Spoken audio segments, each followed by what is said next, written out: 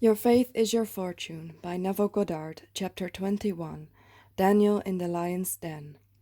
Thy God whom thou servest continually, he will deliver thee. The story of Daniel is the story of every man.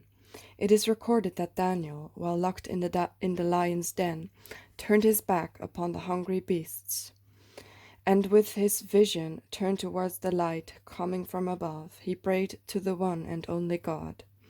The lions, who were purposefully starved for the feast, remained powerless to hurt the prophet.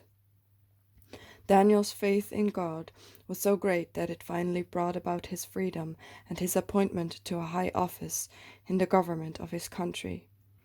The story was written for you to instruct you in the art of freeing yourself from any problem or prison in the world. Most of us, on finding ourselves in the lion's den, would be concerned only with the lions. We would not be thinking of any other problem in the whole wide world but that of lions.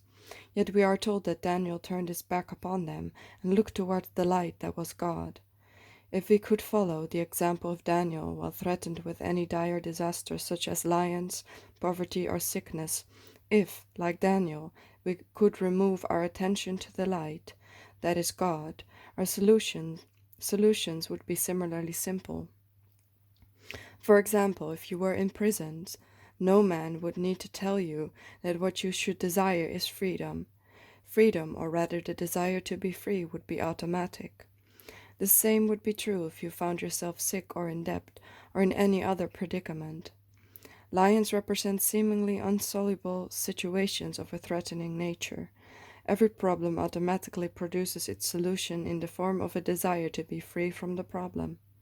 Therefore, turn your back upon your problem and focus your attention upon the desired solution by already feeling yourself to be that which you desire. Continue in this belief and you will find that your prison wall will disappear as you begin to express that which you have become conscious of being.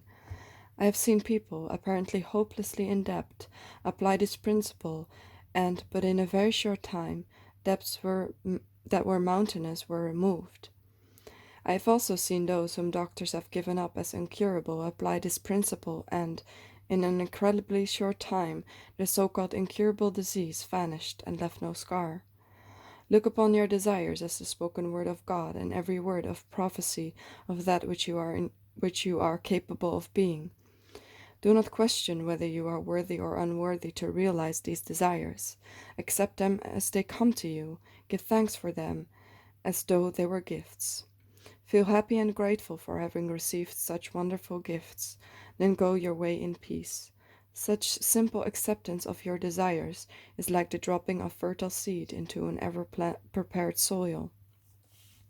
When you drop your desire in consciousness as a seed, confident that it shall appear in its full-blown potential, you have done all that is expected of you. To be worried or concerned about the manner of their unfoldment is to hold these fertile seeds in a mental grasp, and therefore to prevent them from really maturing to full harvest. Don't be anxious or concerned as to results. Results will follow just as surely as day follows night. Have faith in this planting until the evidence is manifest to you that it is so. Your confidence in this procedure will pay great rewards. You wait but a little while in the consciousness of the thing desired, then suddenly, and when you least expect it, the thing felt becomes your expression. Life is no respecter of persons and destroys nothing. It continues to keep alive that which man is conscious of being. Things will disappear only as man changes his consciousness. Deny it if you will, it still remains a fact that consciousness is the only reality and things but mirror that which you are conscious of being. The heavenly state you seek will be found only in consciousness, for the kingdom of heaven is within you. For the kingdom of heaven is within you. Your consciousness is the only living reality, the eternal head of creation. That which you are conscious of being is the temporal body that you wear. To turn your attention from that which you are aware of being is to decapitate that body, but just as a chicken or snake continues to jump and throb for a while after its head has been removed, likewise qualities and conditions appear to live for a while after your attention has been taken from them. Man, not knowing this law of consciousness, constantly gives thought to his previous habitual conditions, and through being attentive to them, places upon these dead bodies the eternal head of creation. Thereby he reanimates and re-resurrects them. You must leave these dead bodies alone, and let the dead bury the dead.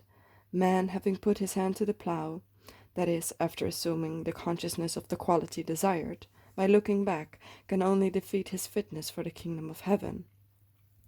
As the will of heaven is ever done on earth, you are today in the heaven that you have established within yourself. For here on this very earth your heaven reveals itself. The kingdom of heaven really is at hand. Now is the accepted time.